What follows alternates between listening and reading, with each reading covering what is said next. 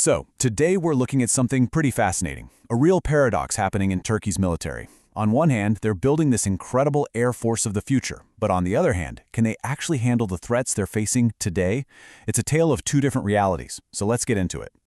Okay, let's just jump right in with a headline that sounds like it's straight out of a sci-fi movie.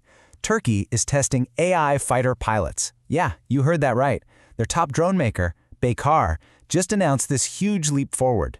But to really understand what that means, we need to talk about how these AI pilots can actually work together.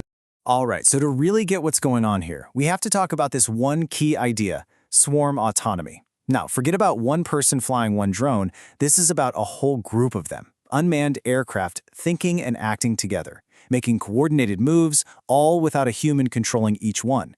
Think of it like a flock of birds or a swarm of bees, but for air combat. Okay, so this whole idea leads us straight into our first section. We're going to look at Turkey's really impressive, really ambitious vision for what the future of air combat could look like. And it's all built around this idea of the autonomous swarm. So, this big breakthrough is all about a drone called the KIZILELMA, which is basically an unmanned fighter jet. In a recent test, get this, 2 of them took off, flew in a super tight formation, and ran a full combat patrol mission, completely on their own. And here's the kicker. No human intervention. None. It was all run by what they're calling an autonomous combat pilot. Pretty incredible stuff. Now, what's really interesting about this isn't just the cool tech demo, it's the long-term goal they have in mind.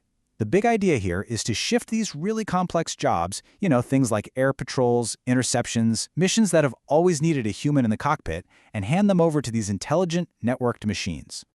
I mean, this technology could completely flip the script on the role of human pilots. The whole point is to make your Air Force way more efficient, way more powerful. You'd have humans overseeing the big picture, while these autonomous swarms go out and do the dangerous, difficult work. It's a bold vision for a totally new kind of air power. Okay, but let's hit pause on the future for a second. That all sounds amazing, right? But here's the critical question that puts all this in perspective. While Turkey is building the Air Force for the year 2040, what's actually happening in its skies right now today? Because while they're aiming for the stars, something very different and much more immediate has been happening right here on the ground. A story that kind of exposes a surprising vulnerability. So, picture this. It's last December. Suddenly, an unidentified drone just enters Turkish airspace from the Black Sea. And it doesn't just hang out by the border. It flies deep into the country, getting so close to the capital, Ankara, that it actually messes with civilian flights. Turkey had to scramble F-16s to go shoot it down. Later on, they identify the wreckage as a Russian Orlan 10 drone. And believe it or not, this wasn't just a one-time thing. And then, to make things even weirder, a senior Russian diplomat comes out and suggests that these flights might have been a deliberate provocation.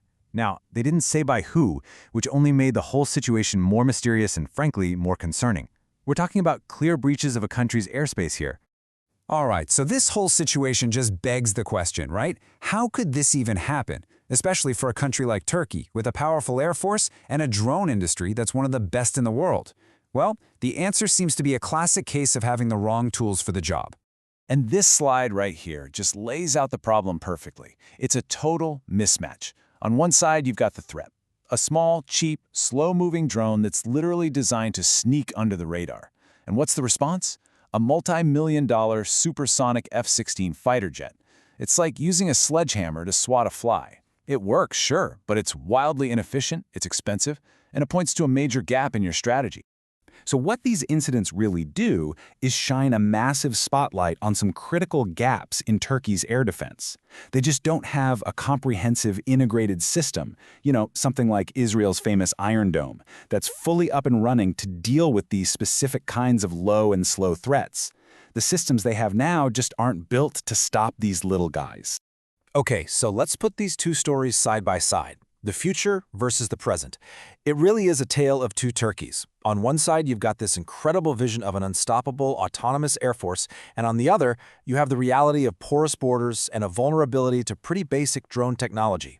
And this table just sums up the whole paradox perfectly. You have the KIZILELMA program, which is all about long-term ambition. It's a tech demo, a symbol of future capability. And then you have the current air defense situation, which is all about immediate needs, day-to-day gaps, and a very real present vulnerability. Look, at the end of the day, KIZILELMA is incredible. but it's a statement about the future. It's not a band-aid for the security holes that exist right now. And this really gets to a classic dilemma in the world of defense. Do you pour your money into the next big thing, the flashy tech that projects power? Or do you spend it fixing the fundamental, less glamorous problems you have at home? And we have to remember, this swarm technology is still really new. There are a ton of questions we just don't have answers to yet. Like, how close were those jets really flying? How smart is this AI really? How easily could it be jammed? And how does it even plug into the existing military command network? This is definitely a marathon, not a sprint. And all of this really leaves us with one big, thought-provoking question. For any country trying to figure out its defense strategy, what's the right balance? Is it more important to build the game-changing weapon of tomorrow, or to perfect the shield that keeps you safe today? There's really no easy answer to that one.